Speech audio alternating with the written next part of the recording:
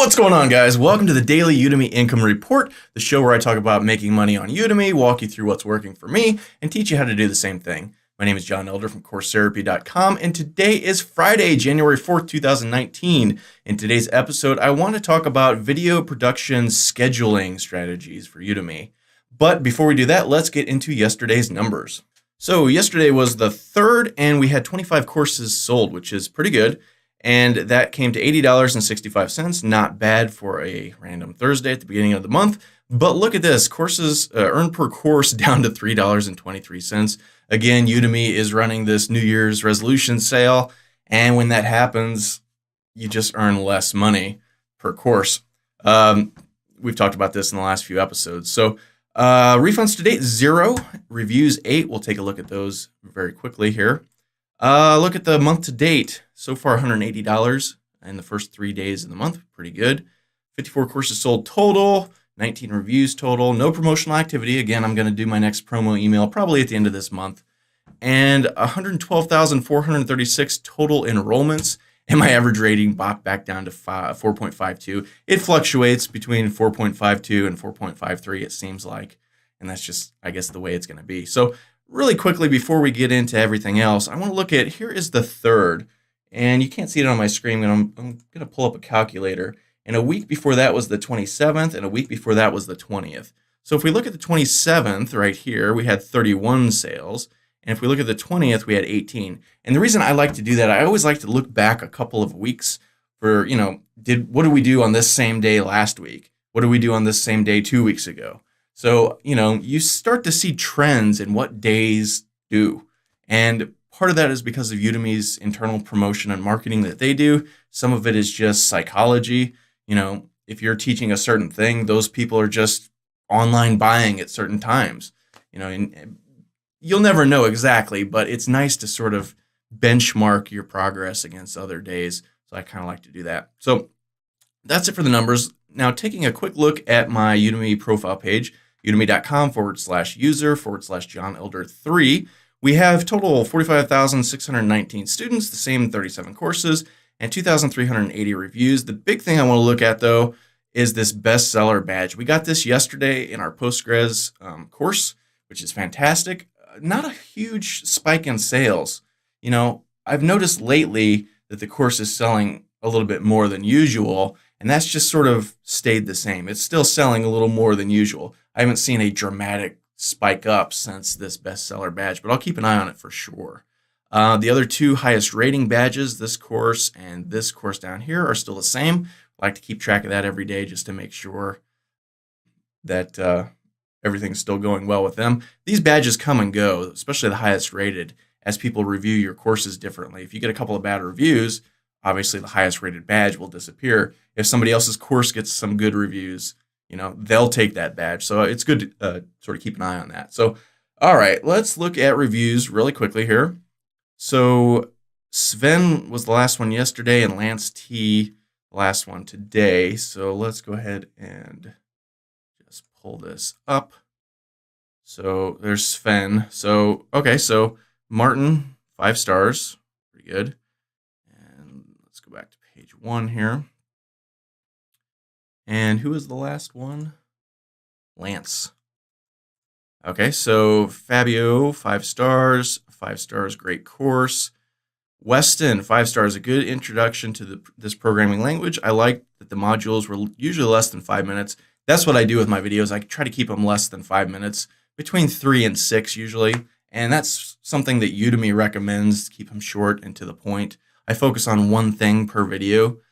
And you can explain most things in 5 minutes, unless you're doing something wrong. So in length, and we're presented in an easy, clear, straightforward manner. John is easy to understand, and you can tell that he really enjoys the topics he teaches. Coding exercises, I don't know if that is part of the roadmap, but it might be good for people like me to be given some homework and then be able to review in the next lesson. I think a hands-on application is best to reinforcing what's been taught. Great course, expectations met, and even exceeding. I don't do homework. I don't do coding, homework, because nobody likes homework.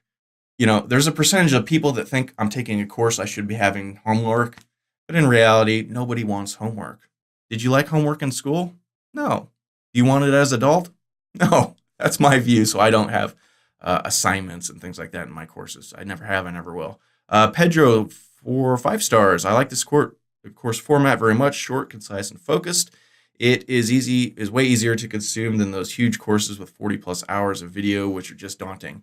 Now, this is funny because this is what we're going to talk about in today's episode. Course production schedules. How often should you produce courses? How often should you release courses? Should they be huge courses or short courses? Obviously, short courses you can pump out quicker. Long courses take you longer to produce. Therefore, you can't release them as often. So we're going to talk about that in just a minute. Brent, 3 stars, bad review. Very short, could use a project or two. Well, Brent, you knew exactly how long it was when you bought it. It's listed on the order page, 2 hours long, 24 episodes, videos. So I don't know what you were expecting. Yeah, 3.5 stars. That is not a great review. Lance, 5 stars. Okay, so Lance was the last one. All right, so done with all the stats and things. In today's episode, I want to talk, like I said, about production and releasing, the schedule you use for your courses. Now, Udemy, back in the day, you could get away with having one course. And a lot of people did that, especially back at the beginning, because there weren't many instructors on Udemy. There weren't many courses. Udemy could focus all of their marketing on your one course. And when I started, I built one course, and it made it's made over $10,000 in the last year or two, couple of years. And for the longest time, it was the only course I had.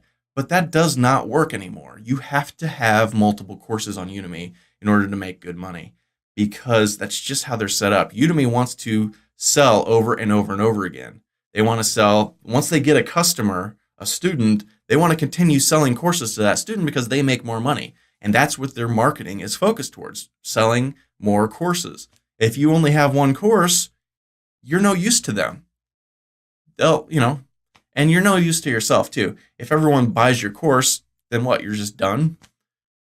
Sure, over time, more students will come in and you'll get a trickle, but that's no way to run a business. So with Udemy, especially now, 2018 and 19, we're in 19 now, the order of the day is to create as many courses as you can. Now, you see I have 37.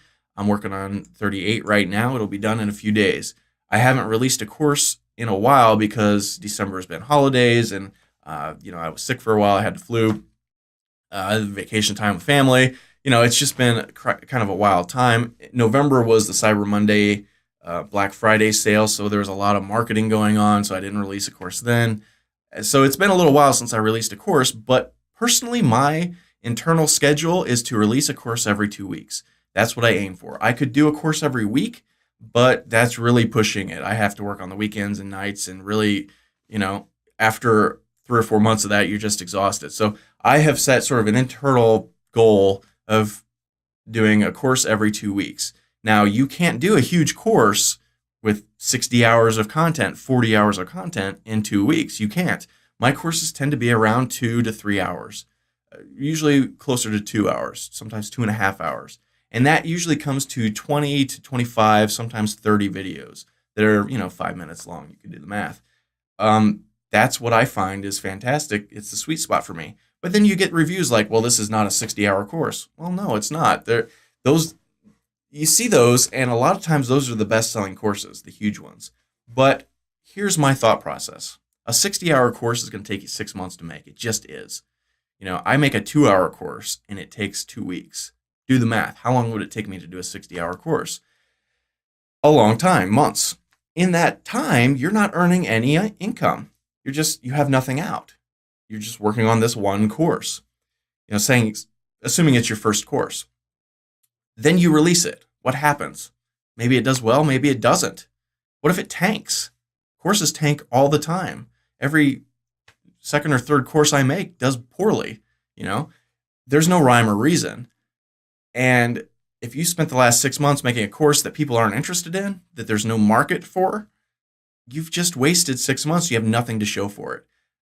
Instead, I recommend doing what I do, release a course every couple of weeks. Now, you could do the same 60-hour course, the same content, but break it up into multiple courses. So you make the first course that's 2 hours. It's the first 2 hours of that 60-hour content. Release it.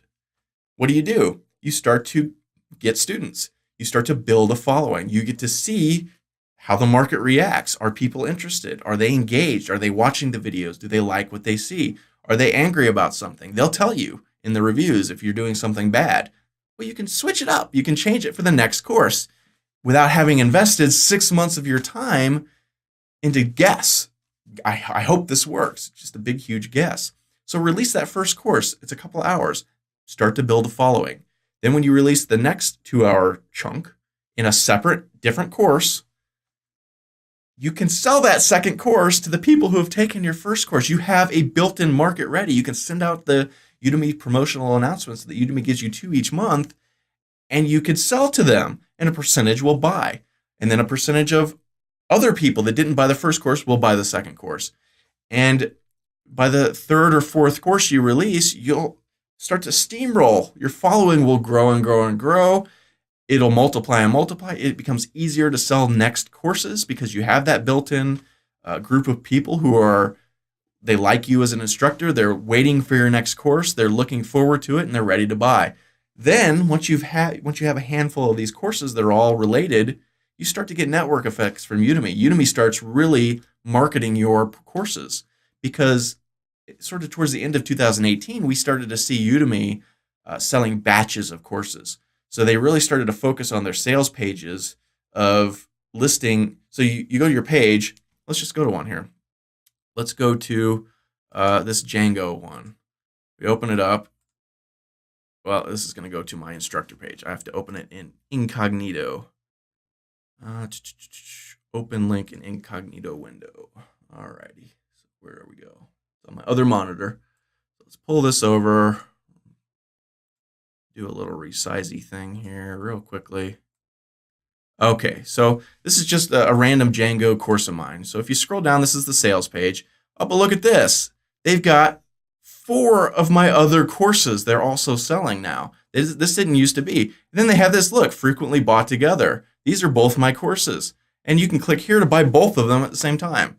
They really started pushing this sort of thing in sort of the third or fourth quarter of 2018.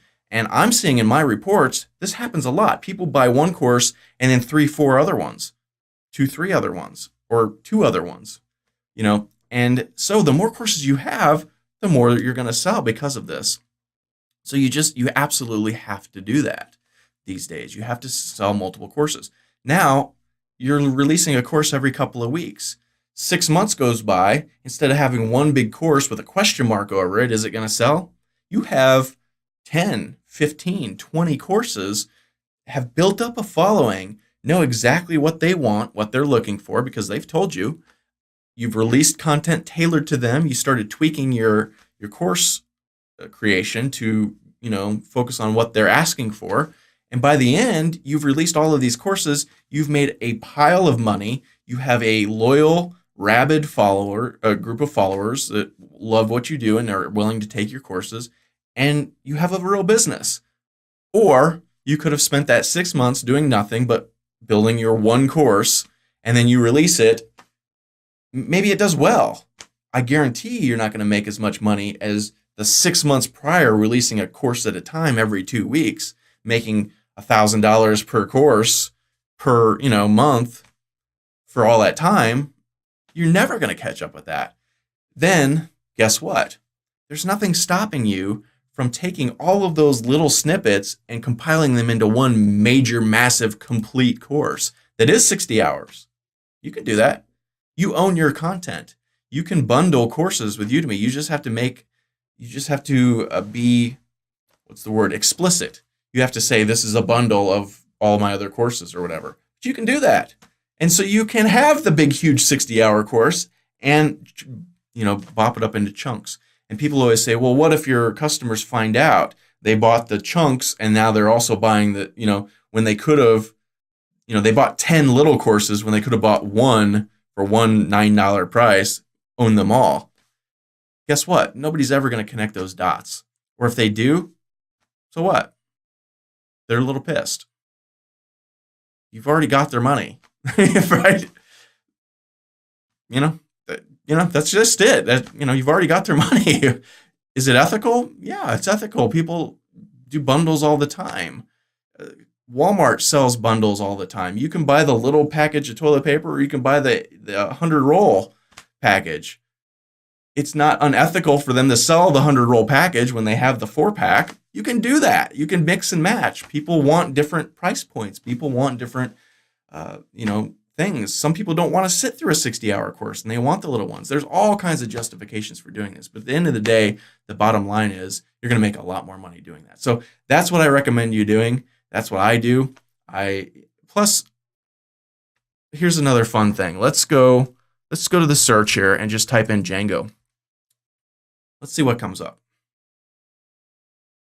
Oh, look, here's a course of mine. Here's a course of mine. Here's a course of mine. Oh, look, here's another course of mine.